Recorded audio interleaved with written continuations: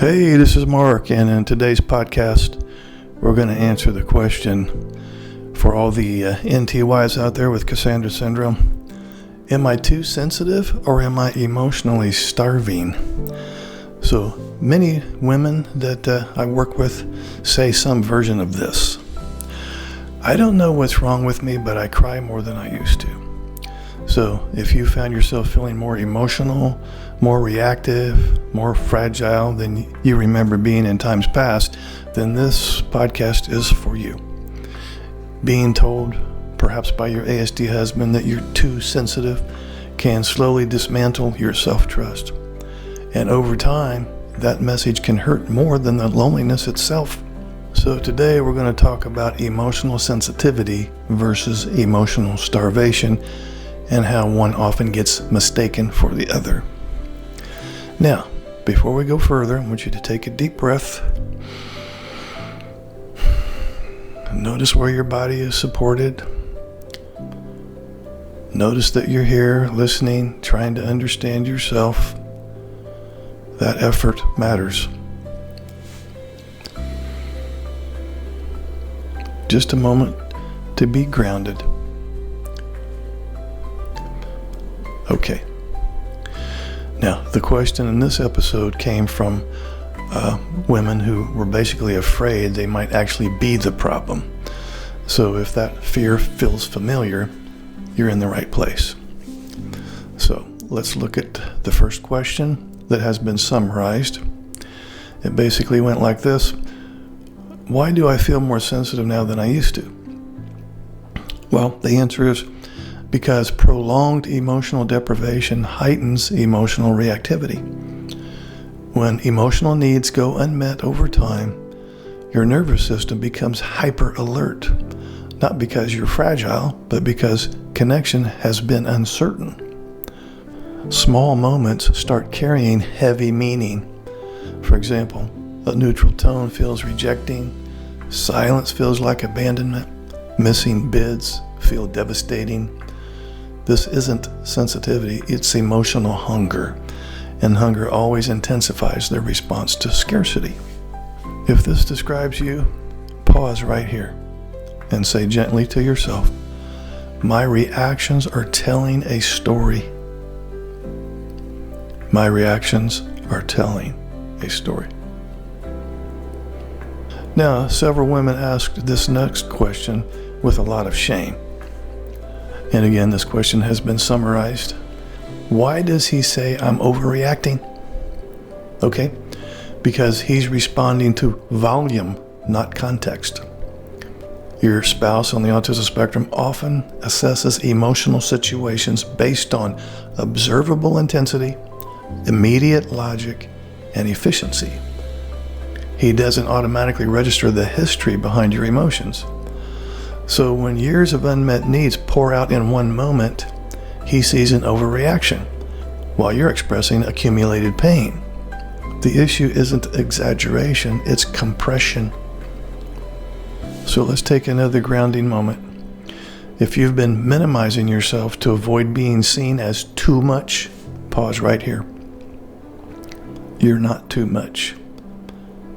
But here's what is going on. You're carrying a very heavy load. Another listener wrote, I used to be calm, now I feel like I'm unraveling. And here's a question related to that general mindset. Why do I feel like I'm losing emotional control? Okay, because emotional regulation requires emotional safety. When your inner world is consistently unseen, your nervous system stays activated. This leads to tears that come easily, irritability, anxiety, emotional exhaustion, a sense of internal chaos. You're not regressing, you are depleted. Now, self-regulation isn't something you fail at, it's something that erodes when support is absent. Now, another grounding moment. If you feel overwhelmed, bring your attention to your breath right now. Nothing needs to be solved right now. Okay. Many women asked this next question quietly, almost afraid of the answer. How do I know if my needs are reasonable? Okay, well, a need is reasonable if it's about emotional safety, if it involves being seen and responded to, and if it does not require someone to become a different person. So listen, wanting empathy during distress, wanting emotional presence, wanting responsiveness, wanting mutual care is not excessive. What is unreasonable is expecting yourself to thrive without emotional nourishment. Another grounding moment here. If you've been measuring your needs against his capacity instead of your humanity, pause right here. Breathe. Your needs don't need permission. Okay, several listeners asked some version of this next question. Why do I feel needy and ashamed for wanting connection? Well, the answer is because emotional starvation gets mislabeled as neediness and clinginess. When connection is inconsistent, the nervous system reaches harder, seeks reassurance, amplifies emotional signals, and from the outside, this can look like neediness. But from the inside, it's survival. But shame enters when your natural responses are repeatedly invalidated. Now, one listener asked this next question with a lot of fear. What if I am really too sensitive? Okay, well, first of all, sensitivity is not a defect. It's responsiveness to emotional information. So the problem isn't sensitivity. The problem is being sensitive in an emotionally barren environment.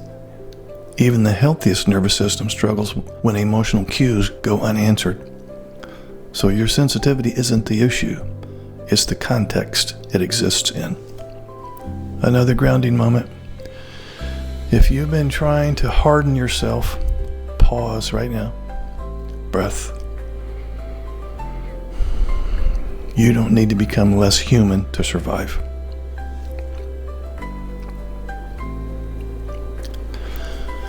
The next question, which I have summarized, is this: what should I do with my emotions now?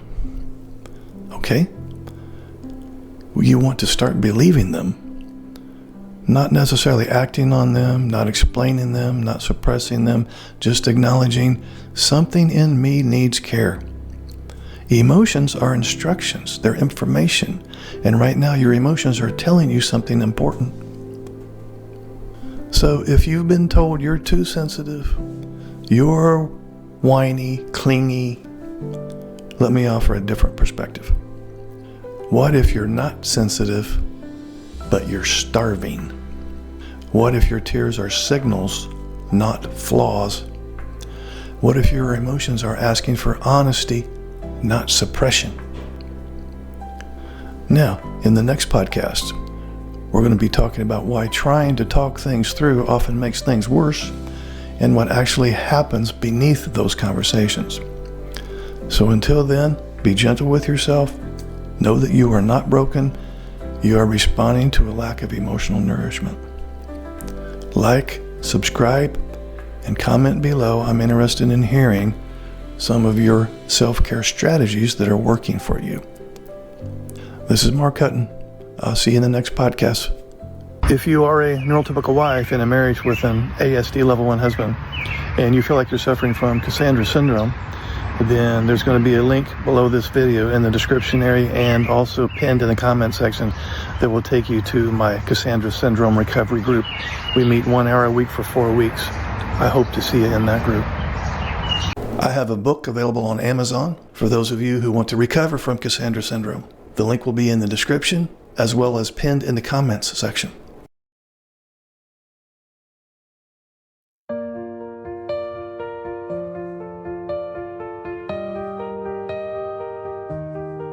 She's been crying words that no one seems to hear, building bridges made of silence year by year. Her heart is heavy, but it still beats strong. whispering to herself, you've been seen all along. Though the nights feel colder, though the road feels long, there's a light inside her that keeps burning on. This is a song of hope for the ones who feel alone, for the voices left unheard inside their own home. Hold on to your heart, don't let it fade away. The dawn is still coming at the end of the day. You are worthy, you are seen, you are more than enough. This is your song of hope, this is your song of love. She's been carrying dreams that no one understands, reaching out for comfort with trembling hands. But every tear she's cried has watered the ground, and from that broken soil new strength will be found. There's a chorus rising from the quiet pain, voices finding healing in the gentle rain. This is a song of hope for the ones who feel alone, for the voices left unheard inside their own home. Hold on to your heart, don't let it fade away. The dawn is still coming at the end of the day. You are worthy, you are seen, you are more than enough. This is your song of hope, this is your song of love. One day the world will hear your truth. One day the silence will give way to proof, and all the strength you've gathered through the years will become an anthem stronger than your fears. This is a song of hope for the ones who feel alone, for the voices left